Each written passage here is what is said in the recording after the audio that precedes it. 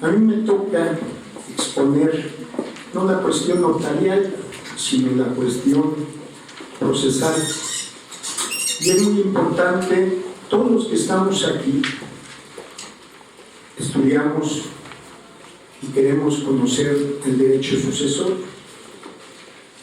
Me permití traer este libro, que es del maestro Jorge Alfredo Domínguez Martínez, Derecho Civil Sucesiones, que se presentó hace año y medio aquí en la facultad y que pues trata todos temas acerca de las sucesiones. Y nosotros como postulantes, muchos, o como académicos que estamos transmitiendo esos conocimientos, pues yo voy a hablar de importancia que es saber el derecho sucesorio, desde luego tanto en lo sustantivo como lo adjetivo, porque para aplicar el procedimiento tenemos que saber pues, la regulación.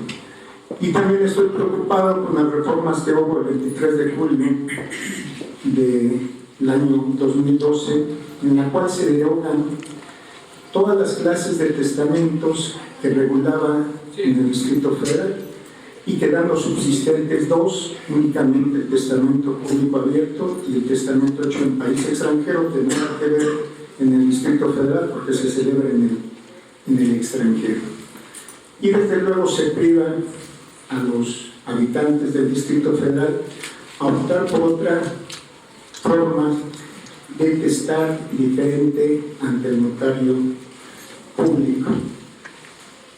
Y nosotros, cuando damos nuestra clase, pues no podemos omitir el decir que únicamente aquí está regulado el testamento público abierto y desde luego no enseñar las demás clases de testamento, porque inclusive ahorita que lo dijo el maestro Alejandro, pues fallecida una persona, desde luego requisito sine qua non para hablar de derecho sucesorio o de sucesiones, se va a transmitir su patrimonio, que en vida así se llamaba, y desde que fallece toma el nombre de herencia, que ahorita ya vimos que era herencia.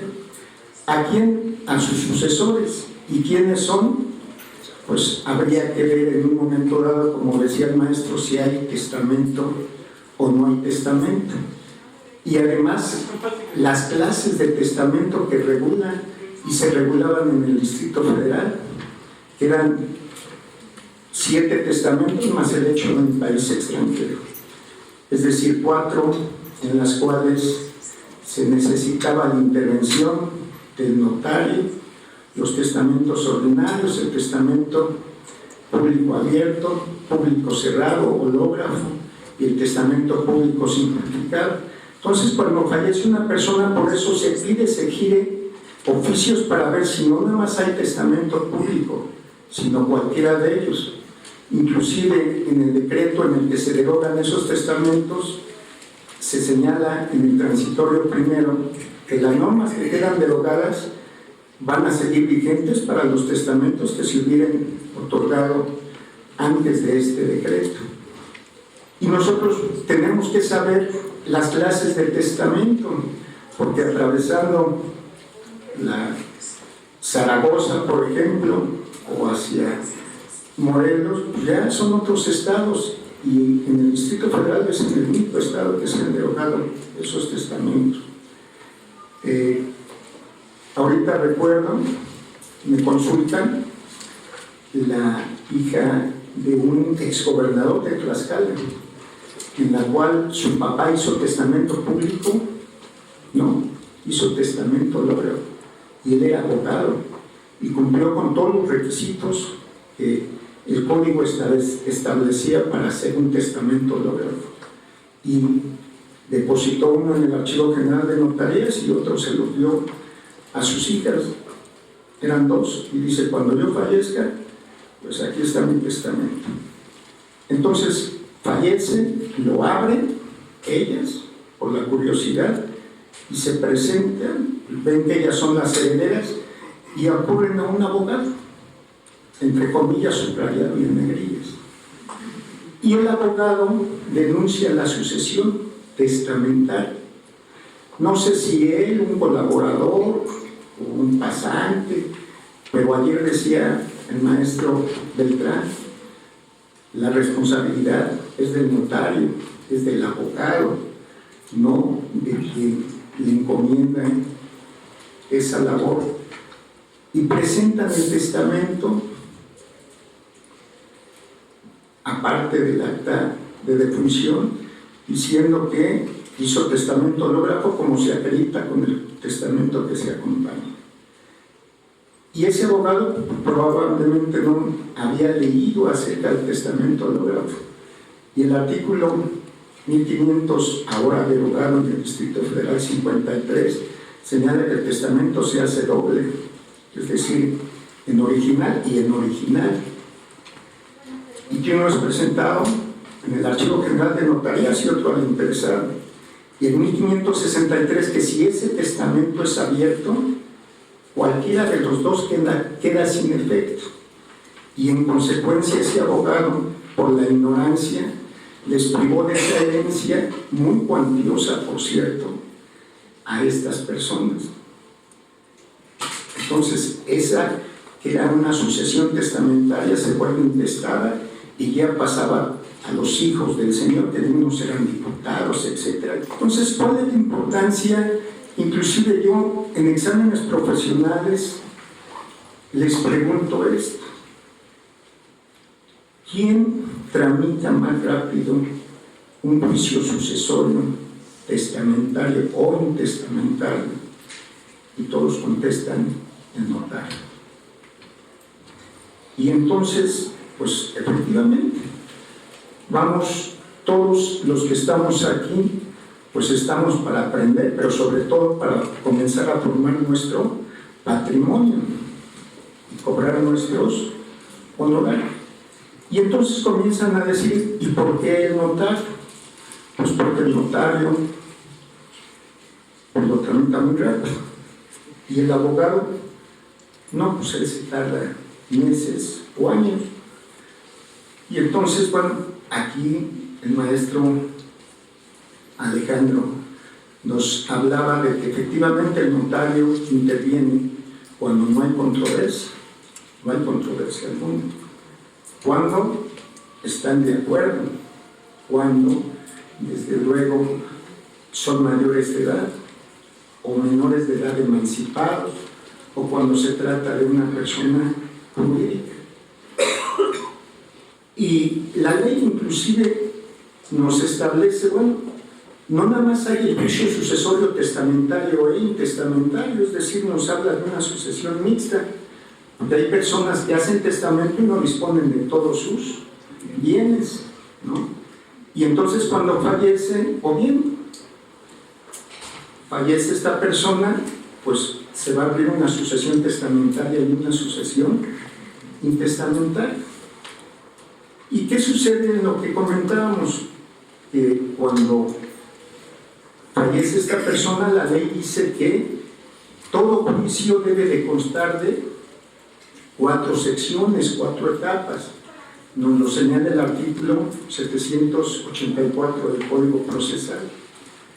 Pero ese mismo artículo, en su parte final, señala que se puede, ¿sí?, en ese mismo escrito que estamos denunciando una sucesión, tramitar las mismas 4 etapas en forma simultánea, presentar las 4 etapas.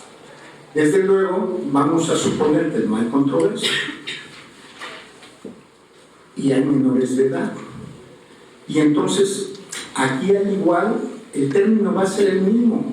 Se va a girar el oficio correspondiente al Archivo General de Notarías, al Archivo Judicial, al registro, inclusive de algún nacional, para que informen si hay o no testamentos. Y desde luego, una vez sabiendo si hay o no testamentos, pues viene la segunda sección. Y entonces, ¿y cuál es la segunda sección? Ya, a mí me encanta este libro, porque nuestro maestro nos hace ser único. de los libros que yo he consultado. Y nos hace cuáles son los bienes, cuáles son los derechos que se pueden transmitir o no por herencia. Y hace una enumeración de derechos, sobre todo, que se pueden o no transmitir por herencia. No únicamente los bienes que señala el artículo 820 de cómo se debe de hacer un inventario y un avalúo, sino aquí nos señala, pero cuáles pueden ser y cuáles no. Yo se los recomiendo y no le estoy haciendo propaganda, maestro, pero para los que quieran conocer sobre todo esta materia. Entonces, estamos quedando que en forma simultánea podemos tramitar y nada más se espera uno los términos que señala la ley. Es decir, aquí, en forma judicial, sí habla. El albacea va a tener 60 días, ¿sí?, una vez aceptado el cargo, pero dentro de los 60 días para presentar el inventario respectivo. Es decir, dentro de los 60 días puedo presentarlo mañana, pasado mañana, todo va a depender de la diligencia del abogado. Y desde luego, no nada más vamos a presentar un avalúo, es decir, sino hay que acreditar la propiedad de esos bienes. Entonces, ¿qué pasa si no lo presenta el albacea? Pues cualquiera dentro de ese término que establece, pues puede promoverse un incidente de remoción y puede presentar inclusive cualquiera de los herederos. Entonces, aquí sí yo les puedo decir que he tenido muchas satisfacciones. Parte del poco o mediano patrimonio que yo tengo ha sido por juicios sucesorios. Y tenemos que saber no nada más lo procesal, tenemos que saber lo civil, lo penal, porque hay asuntos que se vuelven de sucesorio. Queremos, nos dice la persona, es que está ocupado por otra persona, es inmueble, pues ya se metieron. Entonces ya se vuelve un juicio reivindicatorio. Y después ya dice, bueno, ya gané el juicio, ahora vamos a tomar posesión. Y aparece inclusive escrituras. Y ante notario, ahorita me acaba de pasar, hace 3 años eso. Y cuando va a posesión ya con orden judicial, uso de la fuerza pública, aparece la persona y dice, aquí están mis escrituras. Y entonces, pero sin haber recibido ni haber comparecido, ya era otra persona que aparecía. Porque a veces maquinan muy bien. Y ahí es cuando decimos notario. Sí. Dice, es que la señora vendió antes de fallecer. Y entonces decimos, pues, ¿cómo que vamos a ver? Y entonces ya algo se vuelve penal. Y aquí no estoy hablando de un notario del Distrito Federal, del Estado de México, que se prestan para esas situaciones, y salió inclusive un poder otorgado por la misma señora ya estando muerta. Y entonces ya decimos, bueno, esto ya se volvió penal. Y a veces los notarios no tienen la preparación, esos que tienen nuestros notarios del Distrito Federal. ¿Por qué? Porque por haber cometido un error el notario, el amparo perdió. Porque en esa escritura no identificó a uno de ellos, como lo dice la ley de notariado. Y abajo puso identificación número tal, pero no presente esta persona, quien se identifica, etcétera, etcétera.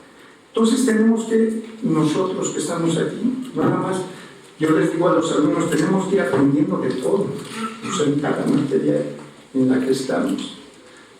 Entonces, en cuanto a, tenemos que saber si hay menores de edad, el maestro lo decía, si es un juicio en la que hay menores de edad, no puede inclusive intervenir el notario. Y lo vamos a tener que llevar en forma judicial. Y entonces, ahí es donde nos tenemos que aprender ese 784. podemos presentar todas las etapas en un solo escrito. Si hay problemas, bueno, en forma incidental se irán resolviendo. Y entonces viene, si vemos nosotros cómo regula la intervención del notario, tanto en el Código Civil como en la ley del notariado, ahí nada más se tramitan 3 etapas. Es decir, la primera, la denuncia de la sucesión testamentaria o intestamentaria, la de presentación del inventario y la del proyecto de partición y adjudicación. Y entonces aquí, desde luego, ahora que hubo inclusive reformas en materia de sucesión legítima, pues ya dice que también se cumplen estas mismas etapas. Ya no nos piden la de administración y remisión de cuentas, sino los requisitos, dice, se puede concurrir ante el notario o ante el juez en una sucesión intestamentaria, en un procedimiento especial, que en un solo escrito vamos a tramitar una sucesión legítima o intestamentaria. Ayer me causó un poco así como una inquietud cuando el maestro Miguel Ángel dijo, bueno, pues que las sucesiones de esta naturaleza se tramiten ante notario, porque no tiene ningún sentido que los abogados pues tramiten eso.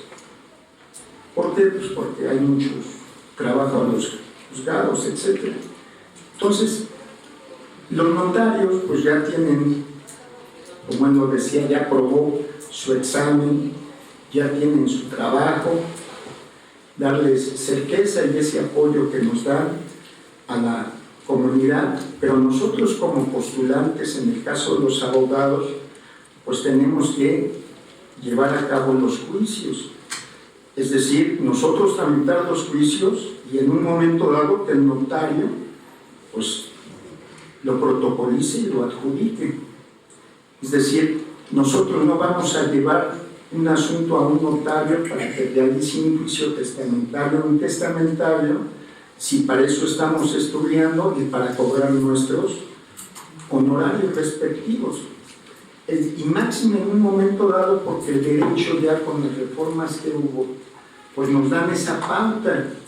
Un juicio sucesorio legítimo, el artículo 815 nos dice procedimiento especial, los mismos requisitos que ante el notario, son los mismos requisitos. Y después en un solo escrito, acredítame que ya falleció, acredítame si es sucesión legítima, pues desde luego que hay un parentesco, un entroncamiento. Decía el maestro, también acredítame que eres cónyuge. Acredítame, preséntame el inventario y acredítame la propiedad. Ahí no dice avalúo, nada más dice, o sea, textual, como dice el artículo, inventario y acredita propiedad. Y uno dice, bueno, también hay que ver la mano, ¿no? Y de repente, y después dice proyecto de adjudicación. Y después dice, en una sola audiencia o en un solo acto se acabó el juicio. Y entonces, el notario, pues, también cobra eso. Cobra, pues, no mucho, pero sus intereses en cuanto a sus honorarios. Pero nosotros como abogados, es decir, yo me estoy dirigiendo a los compañeros que vayan a postular, pues mejor le decimos al cliente, ¿sabe qué? Pues yo se lo dejo nada más para cuando lo vaya a adjudicar. Y el notario pues cobrará también sus respectivos honorarios. Entonces, yo sí quiero dejar esa inquietud. El Código Procesal pues regula muy bien en qué consisten esas 4 etapas.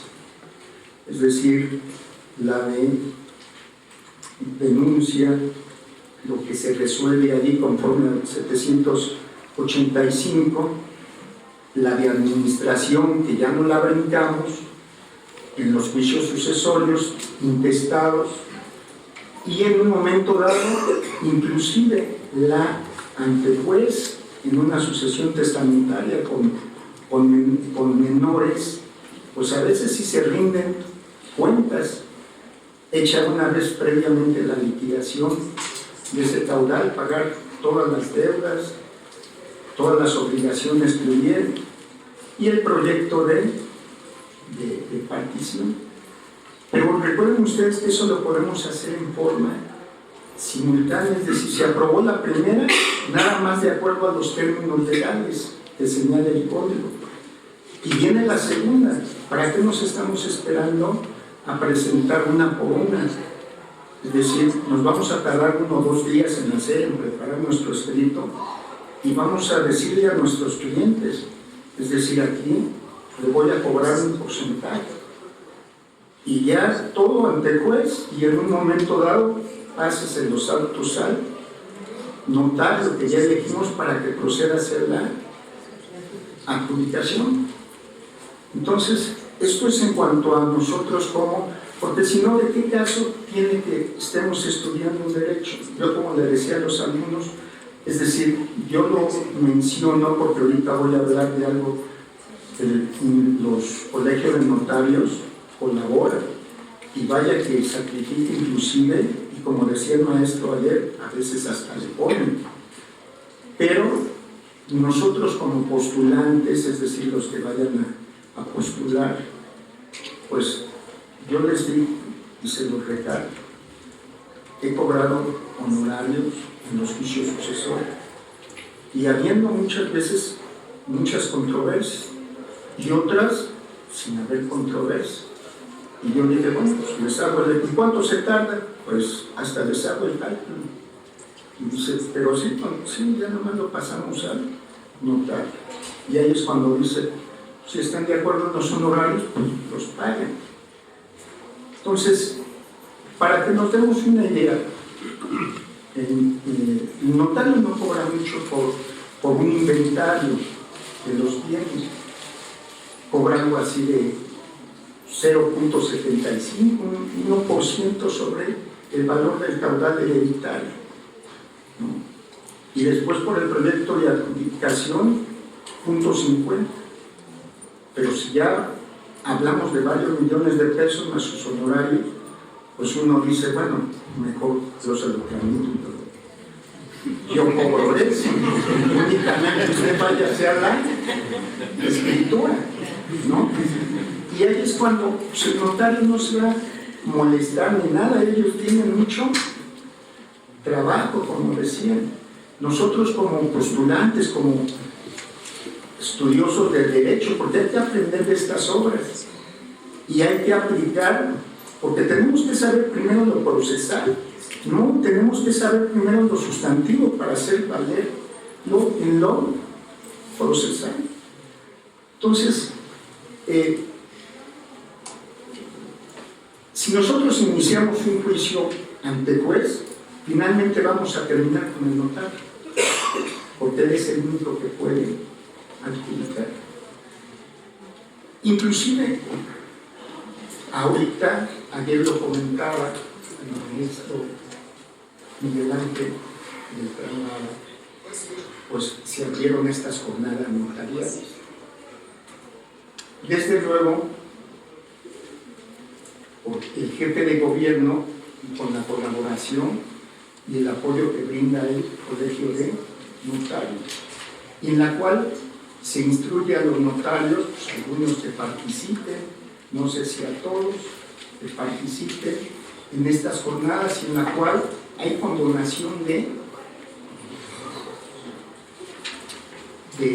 tanto de impuestos como el pago de derechos, y en el cual no se requiere un avalúo, sino una boleta predial para saber el monto catastral. Y eso a nosotros también se lo tenemos que hacer valer y decir a nuestros clientes, espérese a la jornada notarial. ¿Para qué? Pues para que la escritura les salga menos. Es decir, no es lo mismo si palmamos un inmueble nos lo evalúan en 2 millones, 3 millones, y la boleta predial dice 700,000 pesos, 400, pues decimos sobre esos 400. Y después ahí viene el descuento, que en un momento dado, aquí los notarios, si ellos nos van a dar esa seguridad jurídica de lo que nos están haciendo, lo están haciendo muy bien, porque ellos son peritos en derecho y tenemos que acudir a ellos. Este decreto,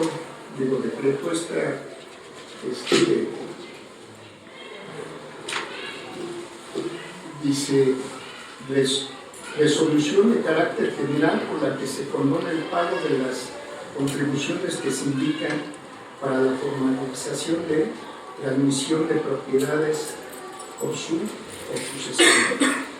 Y no nada más es esta, sino también por adquisición, por compraventa. Y aquí inclusive hay un artículo que dice que el notario va, ahí sí, desde luego, si en un momento quiere, hasta el 30% en adquisiciones de sus honorarios. Él puede, si él quiere, reducir el 30% en adquisiciones, no en sucesión. Nada más que la diferencia en sucesiones, pues aquí únicamente en adquisiciones entra, por ejemplo, nada más las casas habitación, pero en sucesiones entra todo tipo de inmueble, es decir, inmuebles de habitación, de industria, de comercio. Y nos vamos a ahorrar todo esto. Esto no lo podemos explicar en un momento dado, así con breve tiempo, pero esta Gaceta Oficial del Distrito Federal es del 5 de febrero de 2015.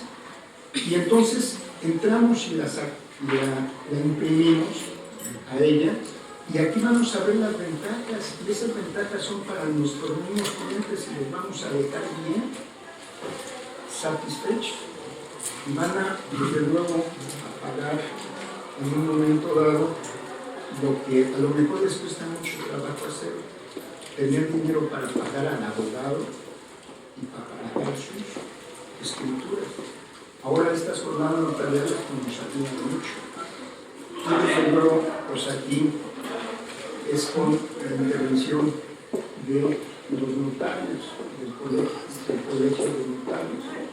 Entonces, yo sí quiero, es decir, darles esa inquietud, no porque yo tenga algo en contra de que se tramiten las sucesiones ante notario, es decir, pero todos los que estamos aquí para saber derecho sucesorio, estamos para predicar lo que estamos saliendo, a tramitar los juicios sucesorios, testamentarios o intestamentarios ante el juez, y si lo sabemos hacer, lo vamos a hacer diligentemente y prontamente, porque la misma ley, a veces no la aplicamos porque no la sabemos, pero nos da esa pauta. Y si ya nos da esa pauta también de brindarlo a la sección tercera, pues adelante. Y únicamente, pues pacten los honorarios que ustedes quieran. Hay personas que ayudan a sus familiares y no les cobran, a sus amigos. Y hay otros que dicen, pues yo les cobro a mis familiares y a mis amigos, eso es cuestión de ustedes. Entonces, ahorita, en cuanto a lo procesamos, en las preguntas, si ustedes quieren contestar ustedes. Sí. Bueno.